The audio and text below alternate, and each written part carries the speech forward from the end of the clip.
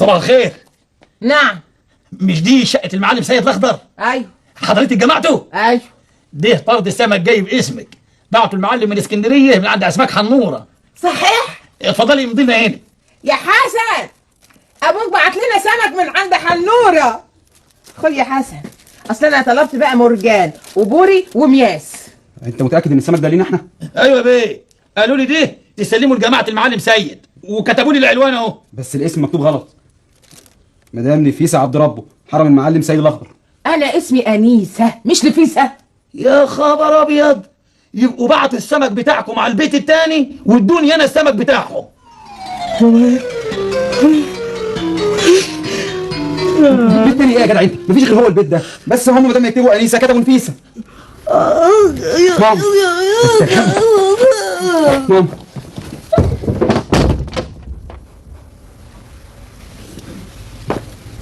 انا منشكحه قوي عشان الطرد ده هو اللي جالي بالغلط. ليه؟ لاني اكيد الطرد بتاعي كان طرد هافق، شويه بسارية على شويه كالاماري على سمكتين بولتي، وكان الله بالسر عليه. ليه بتقولي الكلام ده نفيسة؟ نفيسه؟ مالكش نفس تدلعني ولا ايه يا سايق؟ معلش لا مؤاخذة اهو كده. اصل بس الموضوع ده ممكن يعمل قلبان عندي في البيت. يعني ايه؟ رجعت في كلامك ولا ايه يا معلم؟ لا، موضوع جوازنا ماشي زي ما هو، وانا اقدر استغنى عنك ابدا يعني امال ايه؟ خايف منها؟ مش دي اللي دايما بتشتكي منها وتقول انها هملاك ومخليه عيشتك مرار؟ مين اللي قالك ان انا خايف؟ اهو كده. ما هو انيسة ان كانت عايزة تكمل معايا يبقى لازم اتجوزك عليها يا سبعي. الراجل اللي يفكر انه يتجوز بعد العمر ده كله، الواحده لازم تسال نفسها ليه، لازم تراجع نفسها، لازم تعيد حساباتها. حسابات ايه؟ قصدك مصروف البيت يعني؟ طب ما انا براجعه يوماتي لكن ما فيش فايده، المصروف ما بيكفيش. الو مون ديو. ها؟ تراجع حساباتها يعني تشوف الراجل ناقصه ايه، البيت ناقصه ايه، ليه عينيه بتزوغ لبره؟ لا، كل طلباته مقضيه، طبيخ غسيل مكوى والبيت زي الفل، كل دي حاجات ماديه.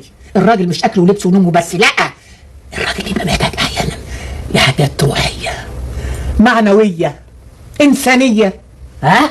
شوفي منظرك مثلا، ماله منظري يقطع الخميره من البيت. بالك انت لو انا جوزك وارجع من الشغل والاقيك بالشكل ده هطلقك بالثلاثه. شوفي شعرك عامل ازاي مثلا. الله، مش في البيت، لكن والله لما اجي اخرج بره بروح للمزين عشان يعمل لي المزنبليطه. منبليطه؟ سمعي الجلابيه اللي انت لابساها دي مالها جلابيه؟ دي جلابيه الشغل، جلابيه الشرف، جلابيه القرف. تلاقيك واقفه بيها طول النهار في المطبخ وريحتك بصل وتوم بدل ما تبقى ريحتك بارفان دو باريس. لا، ده انا عندي اغلى برفانات في الدنيا. طب وليه ما بتحطيش من البرفانات دي علشان جوزك يشمها؟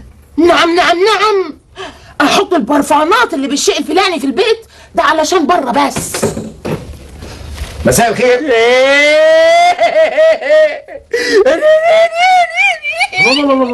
ايه مالها؟ سيد بينا ويتجوز عليها. ايه ايه ده بتضحك؟ اصلي بستغرب الراجل ده بيعملها ازاي؟ الراجل ده عنده قدره غريبه قوي. ايه معجب بيه؟ جدا. عايز تعمل زيه؟ لا اعوذ بالله. انا قصدي يعني ان الراجل ده بيفكر بمنطق مظبوط، عملي جدا. كمان قصدي يعني انه بيعيش حياته بطريقه وبنظام. الجوازه دي مش هتتم الا على جثتي. احنا لازم نقف جنب البنت المطعونه الغلبانه دي لحد السفينه ما ترسي على البر. الحكايه دي ممكن تقضي على ماما. ولا تقضي عليها ولا حاجة، دول زي القطط ب7 أرواح. لو سمحت ما تقولش كده على ماما. انت ناسي ان امك دي تبقى مراتي يا ولا، وانا حر في مراتي بقى. لحدود معينه يا بابا. المرأة ما هي الزينة ولا كمالة عدد في البيت. ده إنسان له كرامته وكيانه في الحياة وفي المجتمع. بطل سلفسة. أنا مش عارف بس ماما عملت فيك إيه علشان تعمل فيها كده. وهي لازم تكون عملت عملة عشان اتجوز جوازة تانية يا ولا؟ ده حق الشرعي، رخصة مديهاني ربنا سبحانه وتعالى، وانا لازم استعمل الرخصة دي. عمال على بطال كده. امك عمرها الانقراضي كزوجة خلاص انتهى خلص، وكفاية اديني مقعدها بتاكل وتشرب ومش ناقصة اي حاجة. سيبوني بقى اشوف حياتي، اشوف مزاجي. ما هي الحكاية دي لو تمت ماما مش هتقعد في البيت من اساسه. الباب يفوت جمل، وانا مش هسيبها لوحدها طبعا. الباب يفوت جمل وجنبه حمار. لا، اوعي تعمليها. هو انت عشان اتخانقتي معاه تقومي تسيبي له البيت وتمشي؟ اذا كان مش طايقني هفضل قاعده له كده زي قرد قطع. تفضلي قاعده كده على قلبه عشان ما تديش فرصه للتانيه. لا، ما انا هسيب له البيت يومين 3 وبعدين يجي هو يصالحني ويرجعني البيت تاني. طب افرضي بقى انه ما جاش، يبقى خدت بومبا وترجعي البيت من نفسك. كرامتي تنقح عليا. مش بقولك الحالات اللي زي كده بقى، ما دام الراجل اتخانق يبقى هو اللي يلم شنطته ويسيب البيت ويمشي، ينزل بقى في الكندا عند اهله، اهو اسمه راجل برضه. ايوه بس انا لو قعدت معاه هنتخانق انا وهو ليل مع نهار. الزوج هو راجل البيت، يعني سي السيد وانا سي السيده. بلاش عين. الراجل من دول مهما كان سي السيد بيبقى جواه طفل صغير محتاج لامه. يا ريت انت بقى تبقي امه. يعني انا ابقى مراته وامه في وقت واحد؟ يا بلاش، يعني وقفوا عليه الاتنين بتمن واحده بس. انا عايزاكي بقى تعزفي على اوتار قلبه، تستغلي عطفه، تبتزي حنانه. يعني ايه؟ يعني عايزاه دايما ملهوف عليكي، وانتي تبقي دايما صعبان عليه. ويا ريت يا ريت تخليه يعيط بالدموع. ازاي؟ ازاي دي ليها مليون طريقة. يوه مالك يا ماما؟ بطني هموت. بعد الشر عليكي. لا بسيطة ان شاء الله. تسمم يا سيد. وده من ايه؟ من الاكل. من الفراخ والملوخية؟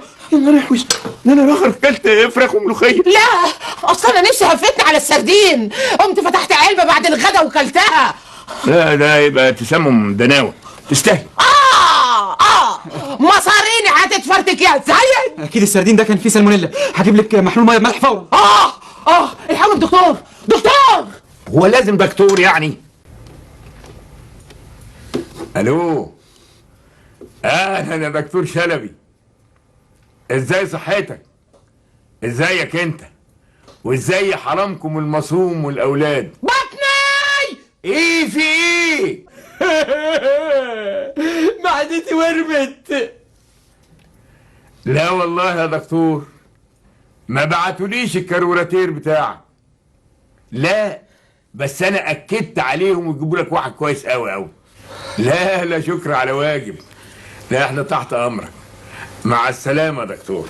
بطني. نسيت بقول يا دكتور، انت ما بتجيش المعادي ابدا؟ لا اصل الجماعه بتوعنا جالهم تسمم دناوة من السردين، فلو طلعت اي يوم الشهر ده المعادي ابقى فوت علينا عشان تكشف عليهم. متشكرين اهو، مع السلامه.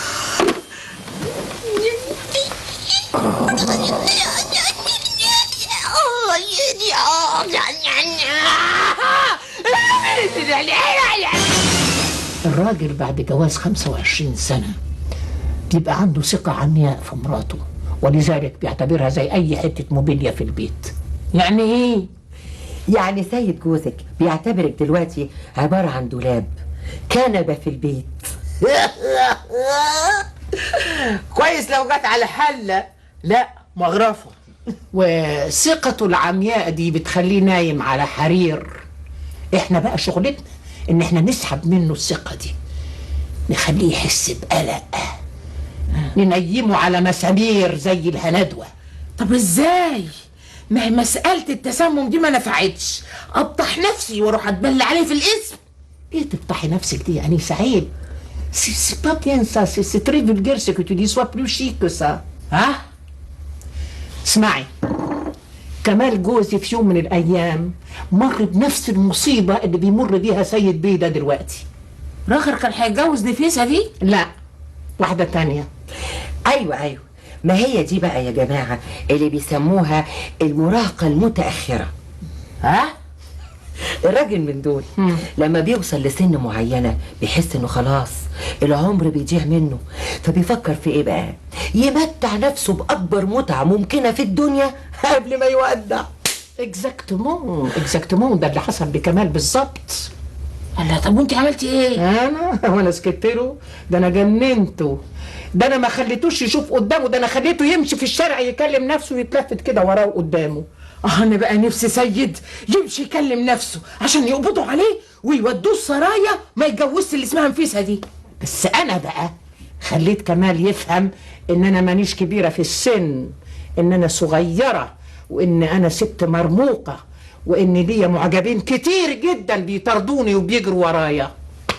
وصدق، طبعا صدق. ده كان كل همه ان انا ما اضيعش من ايده، وكان يصرخ يقول ما تسيبنيش ما تسيبنيش يا سلوى، يا حبيب قلبي يا حبيب قلبي.